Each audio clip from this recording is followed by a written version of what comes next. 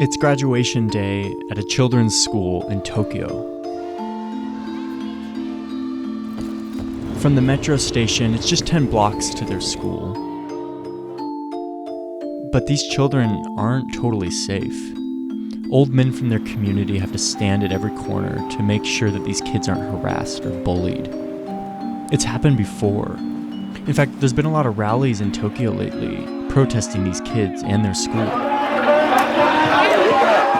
This is because even though these kids and their parents were born in Japan, they're not Japanese.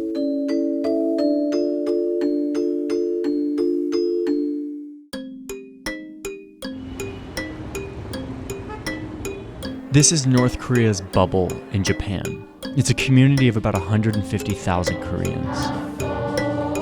Holdovers from the 1940s when Japan's military forcibly brought over their relatives. They run a network of schools where they teach their kids about Korean history, teach them Korean language. They teach them the ideology of the great leader Kim Il-sung. The guards are here this morning because 3 days ago, North Korea tested a bunch of missiles that landed right off Japan's shores.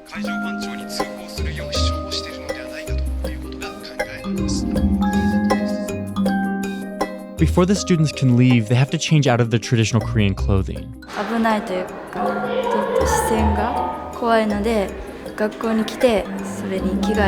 But this community isn't giving in to the pressure. Their schools are the place where they can protect their identity and quietly revere their great leader and the homeland that he founded, a place none of them have ever lived. This North Korean bubble is a nation within a nation, whose borders are made out of culture, language, history, and ideology. And it shows how borders exist as much in our minds as they do on maps. In 1910, the Korean peninsula was annexed by Japan's expanding empire. During its rule, the empire brought tens of thousands of Koreans to Japan, mainly to work and to serve in their army, or in the case of Korean women, to serve as sex slaves in brothels for Japanese soldiers.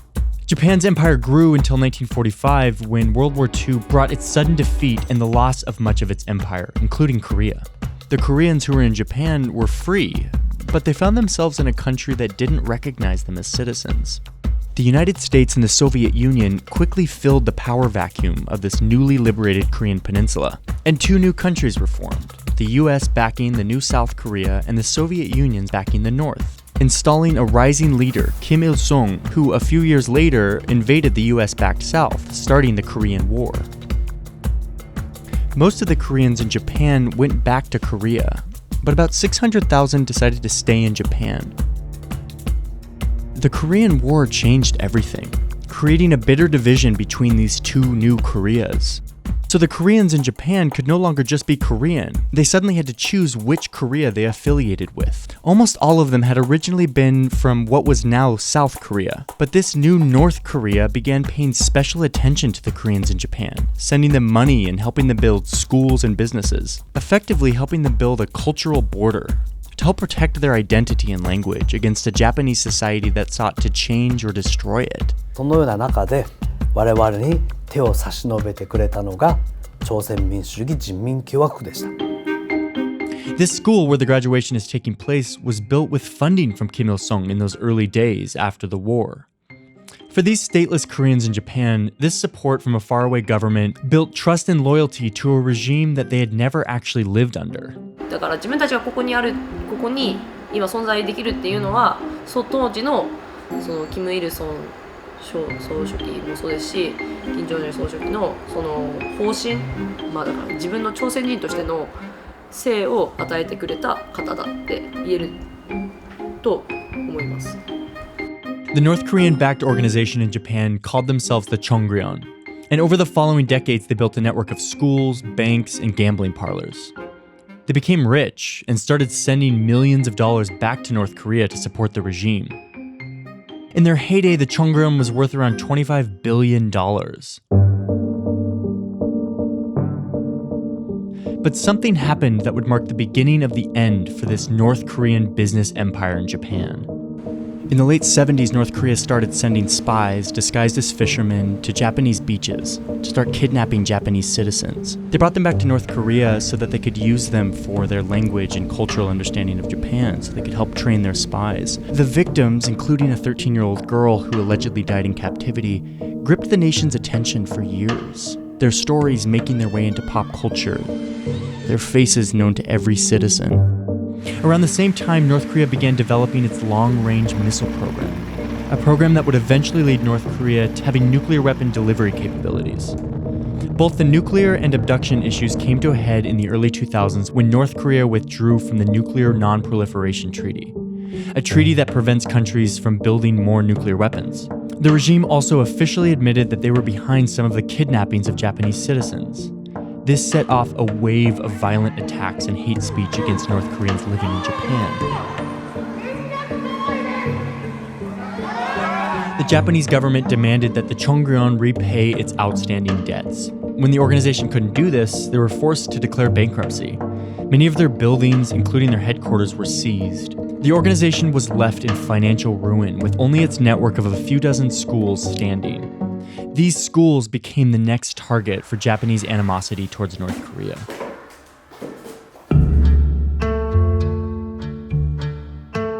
Korean students suddenly found themselves in the middle of this heated international conflict. この教育問題、子どもの問題に政治を絡ませて、あたかも子どもたちを人質にとって外交をするような。This graph shows the amount of state funding for Korean schools by Japanese prefectures over time. 2006 was the year that North Korea tested a nuclear weapon, and you can see the immediate drop-off of funding every year thereafter. Prefectures providing tuition subsidies for Korean schools went from 28 in 2006 down to 12 today. Education officials specifically cite the abduction issue as well as the general situation in North Korea as their motive for defunding the schools. 十分に払えないでいます。上げていません。上げれていません。はい。本当に月に半分上げれたらいい方です。Japan's Ministry of Education declined my request for an interview on this. But I did talk to an anti-Korean activist who defended these actions by putting the issue into terms that I as an American could understand. オサマ・ビンラディン記念公園っていう記念学校っていう学校ができたとするじゃないですか。で、それをどう思いますかっていう話なんですよ。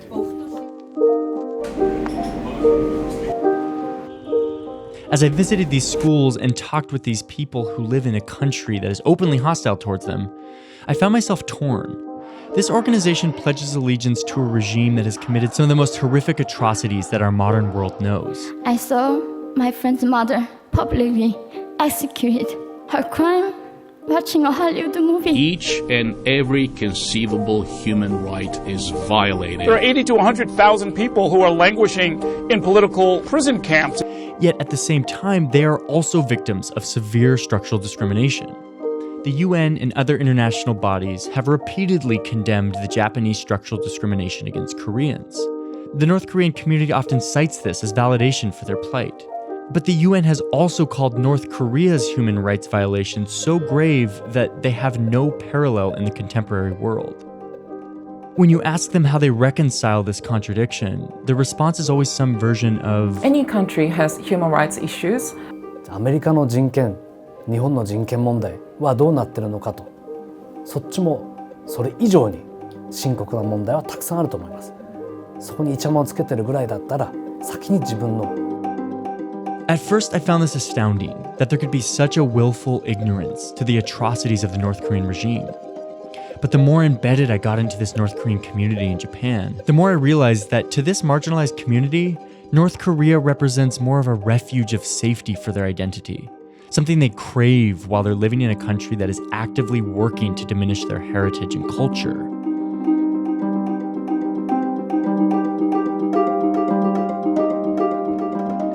I 私は日本で生まれましたから、祖国というのは話と映画とそういうのしか見てなかったんですね。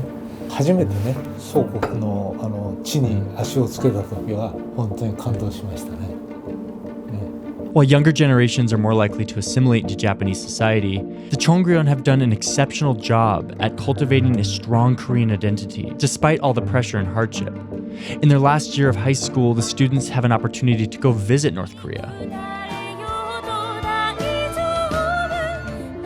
Seeing and hearing the accounts of this highly choreographed visit to Pyongyang is all you need to understand the relationship that this disenfranchised community has towards its adopted homeland. 言葉では表せないような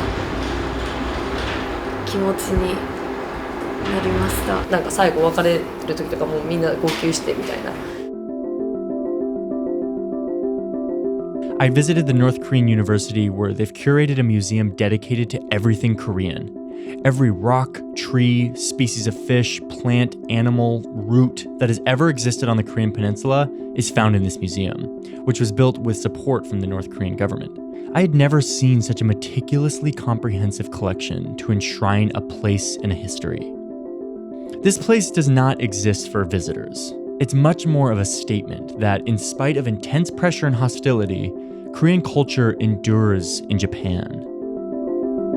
朝鮮民主主義の祖国の方で、総連を大事にしているという意味もあるし、青少年学生たちに祖国をもっと身近に感じてほしいという願いから来ているわけです。North Korea isn't their home country in the way that you would think. They weren't born there. They've never lived there. But they see it as their home country because the country that they were born in actively works to make their lives harder. Like in many parts of the world, right-wing nationalism is surging in Japan. Anti-Korean rallies are on the rise, according to an investigation by Japanese law enforcement. Prime Minister Shinzo Abe is a fierce nationalist, and he's caught up in a scandal right now for having given secret donations to an ultra-nationalist kindergarten with anti-Korean views. Japanese nationalism leads to discrimination against Koreans. This causes the Koreans to resist Japan as their home country, looking to a country they've never lived in for support and protection of their identity. Affiliating with this universally reviled regime that routinely vows to destroy Japan creates more resentment from the Japanese population and politicians, leading to more discrimination, which leads to, again, deeper commitment to North Korea as a protector. And in my mind, there's no doubt that the cycle will continue. 人間は朝鮮人として生まれたから朝鮮人になるんではないですよね。そういう関係性の中で朝鮮人が育っていく。それはここしかない。だからここがとっても大切なんだと。我々にとってはどんなに大変でもここを守りたい。それがまた生きがいですよね。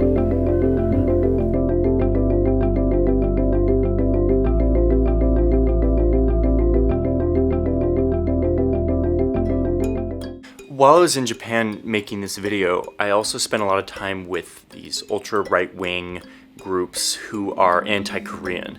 And I didn't go into that much in this video, but I made an entire separate video about the rise of right-wing politics in Japan and kind of the anti-Korean sentiment and where that comes from like a historical perspective.